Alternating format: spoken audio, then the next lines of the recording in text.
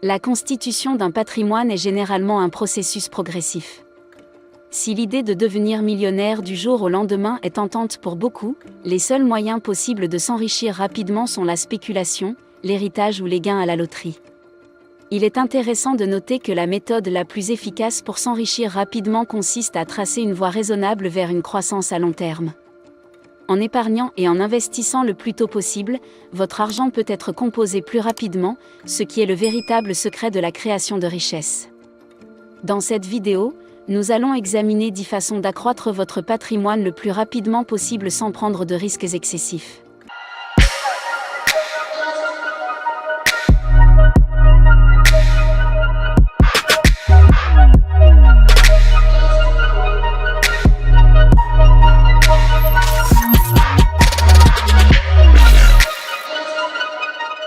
Premièrement, économiser de l'argent. Pour créer de la richesse, il faut avoir des fonds à investir et commencer à épargner dès que l'on commence à gagner de l'argent. Par conséquent, épargner autant d'argent que possible doit être votre priorité absolue dans tout plan de constitution de patrimoine. Une technique populaire recommandée par les conseillers financiers consiste à se payer en premier, ce qui implique d'épargner une partie de son revenu dès qu'il est perçu avant de le dépenser pour quoi que ce soit d'autre, y compris les factures. Cette méthode consiste à mettre de côté un montant spécifique sur un compte d'épargne ou d'investissement avant de payer toute autre dépense.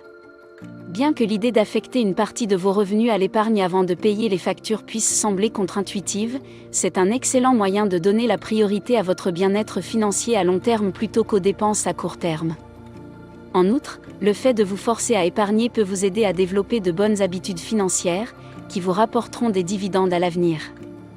Bien que cela puisse nécessiter une réduction de vos dépenses discrétionnaires, cette technique peut vous aider à accumuler un patrimoine.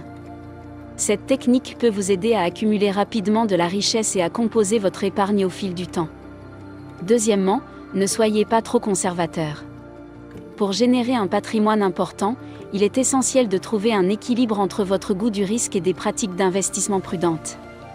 Être trop prudent peut limiter la croissance de votre patrimoine. De même qu'une spéculation excessive peut mettre en péril votre épargne, il est nécessaire de prendre des risques calculés, par exemple en investissant de manière plus agressive ou en lançant votre propre entreprise, si vous souhaitez atteindre une réussite financière substantielle. Investir uniquement dans des bons du trésor, par exemple, peut se traduire par un rendement réel négatif si l'on tient compte des impôts et de l'inflation. Diversifiez vos investissements entre les actions, l'immobilier, les crypto-monnaies ou lancer votre propre entreprise peut vous aider à vous exposer à des rendements plus élevés. Cependant, il est essentiel de noter que les investissements spéculatifs peuvent vous exposer à des risques plus élevés. Troisièmement, achetez des actions à dividendes.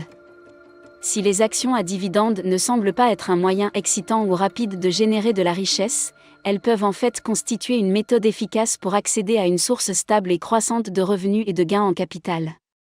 Les aristocrates du dividende, qui sont des sociétés bien connues de l'indice S&P 500, telles que Coca-Cola et McDonald's, en sont un excellent exemple.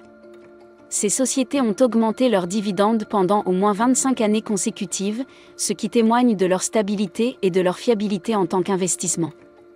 Les investisseurs qui ont acheté ces sociétés il y a 25 ans bénéficient aujourd'hui de rendements effectifs substantiels par rapport au montant de leur investissement initial. Si l'on ajoute à cela le potentiel de plus-value, les aristocrates du dividende peuvent constituer une base solide pour la constitution d'un patrimoine au fil du temps. Même si elles ne suscitent pas le même enthousiasme que des investissements plus volatiles ou à forte croissance, les actions à dividende peuvent constituer une source fiable et stable de revenus et de rendement pour les investisseurs qui accordent la priorité à la constitution d'un patrimoine à long terme. Quatrièmement, achetez un fonds indiciel S&P 500. L'indice S&P 500 est un indice de référence qui suit les performances de 500 actions américaines à grande capitalisation représentant environ 80% de la capitalisation du marché américain des actions. Bien qu'il ne s'agisse pas d'un moyen garanti de générer des profits, il a démontré une capacité exceptionnelle à créer un patrimoine substantiel à long terme. Ce qui est peut-être le plus surprenant pour de nombreux investisseurs, c'est que le marché boursier, souvent considéré comme risqué, n'a jamais enregistré de pertes sur une période de 20 ans. Cela ne veut pas dire que le marché ne connaît pas de fluctuations et de volatilité importantes sur des périodes plus courtes. Mais historiquement, les investisseurs qui ont détenu des actions pendant de longues périodes ont obtenu des rendements positifs. En fait, l'indice S&P 500 a généré un rendement annuel moyen de plus de 10% depuis sa création, malgré les différents cycles économiques et politiques, les crises financières et les chocs du marché. Cela indique que l'investissement dans l'indice S&P 500 présente un rapport risque-rendement favorable au fil du temps, en particulier pour les investisseurs à long terme qui peuvent résister à la volatilité du marché à court terme. Warren Buffett, le légendaire investisseur et PDG de Berkshire Hathaway, est un fervent défenseur de l'investissement dans des fonds indiciels à faible coût.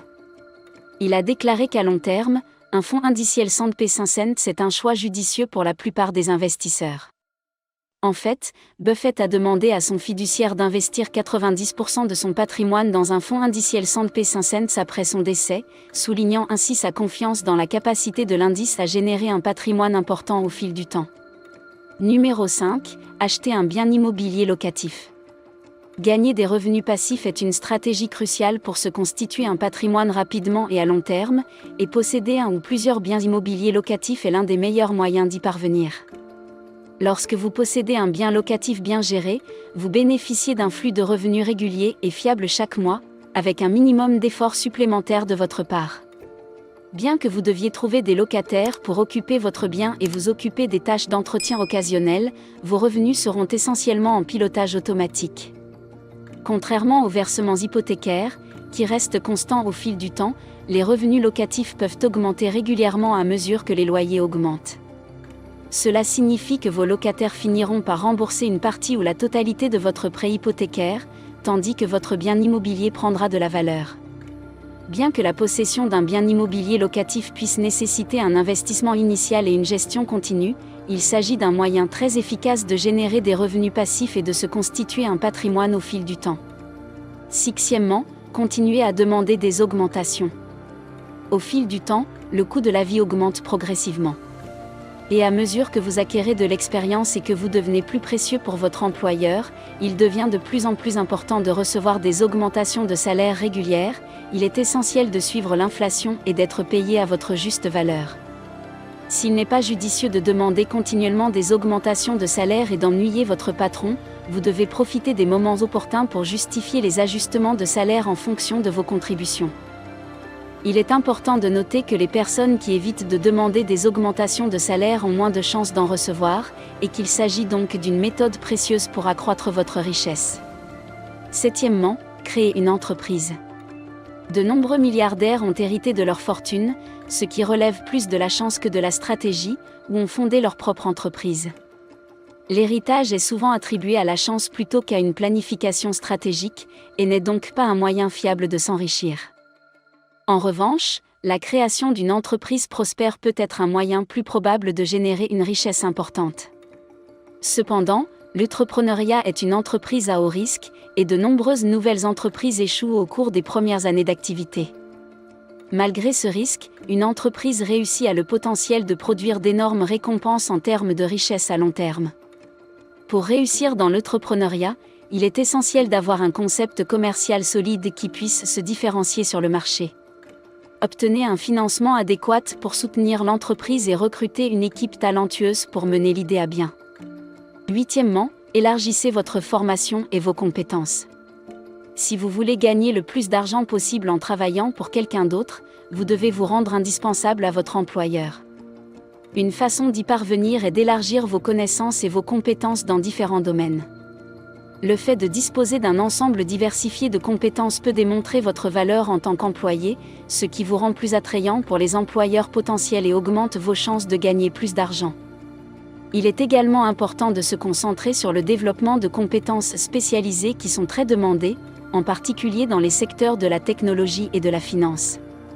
Ces secteurs offrent généralement des postes bien rémunérés et sont réputés pour leur potentiel de croissance.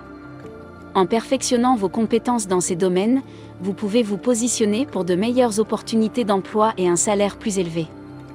Neuvièmement, créer plusieurs sources de revenus.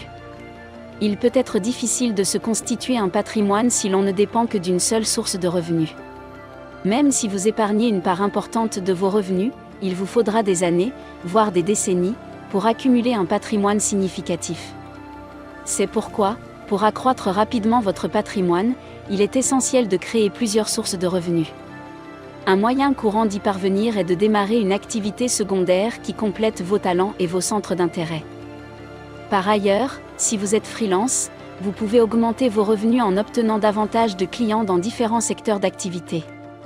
Tout d'abord, elle génère de l'argent supplémentaire qui peut être utilisé pour se constituer un patrimoine ou investir dans diverses opportunités.